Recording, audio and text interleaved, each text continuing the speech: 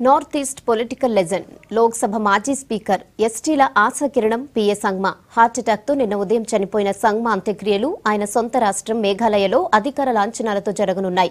చిన్న వయసులోనే పలు రికార్డులు సృష్టించిన సంగ్మా మరణం ముఖ్యంగా ఈశాన్య రాష్ట్రాల ప్రజలను షాక్ అయ్యేలా చేసింది.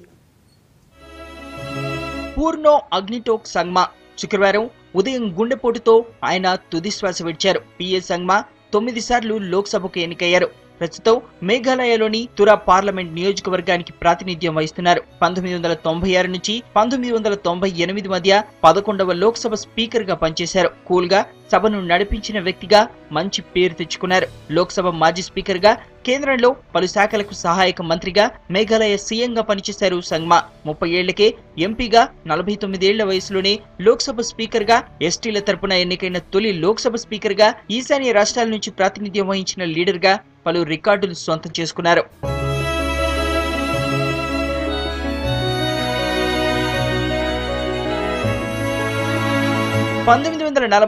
సెప్టెంబర్ 1న మేఘాలయలోని చపతిలో జన్మించారు సంగ్మా.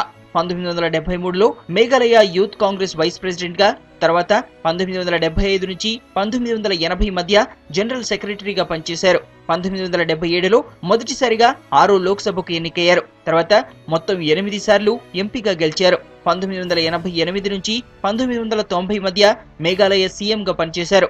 కాంగ్రెస్ లో సుదీర్ఘ కాలం కొనసాగిన సోనియా విదేశీయతను ప్రశ్నించడంతో కాంగ్రెస్ నుండి సస్పెండ్ అయ్యారు. శరద్ పవార్, తారిక్ అన్వర్ తో కలిసి ఎన్సీపీని స్థాపించారు. ఆ పార్టీకి కో ఫౌండర్ గా వ్యవహరించారు. 2013 జనవరి 5న నేషనల్ పీపుల్స్ పార్టీని స్థాపించారు. రాష్ట్రపతిగా ప్రణబ్ ముఖర్జీపై పోటీ చేసి ఓడిపోయారు. నిజానికి ఎన్సీపీ తరపున రాష్ట్రపతి అభ్యర్థిగా బరిలో దిగాలనుకున్న శరద్ పవార్ నిరాకరించడంతో ఎన్పీపీని స్థాపించి ఒంటరిగా పోటీ చేశారు.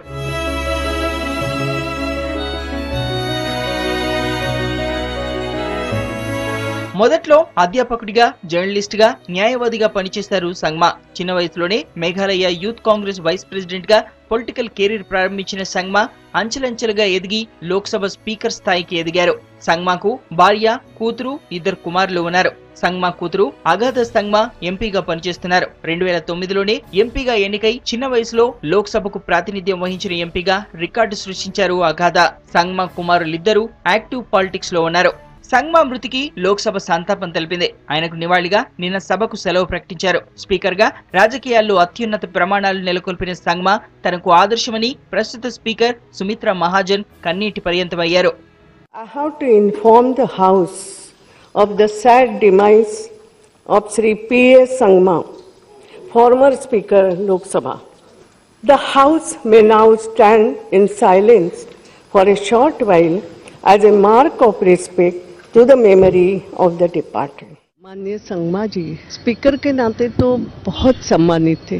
यानी जब वो स्पीकर बने और मैंने उनको, क्योंकि I was there in parliament, तो वैसे तो वो 9 बार सांसद रह चुके हैं, लेकिन जिस दिन से स्पीकर बन के वो कुर्सी में बैठे और तब से उनका एक भाव जो होता था कि सब कुछ हंसते हुए करते थे और सभी पक्षों को तवज्जो देने का एक उनका स्वभाव भी था ये करने का.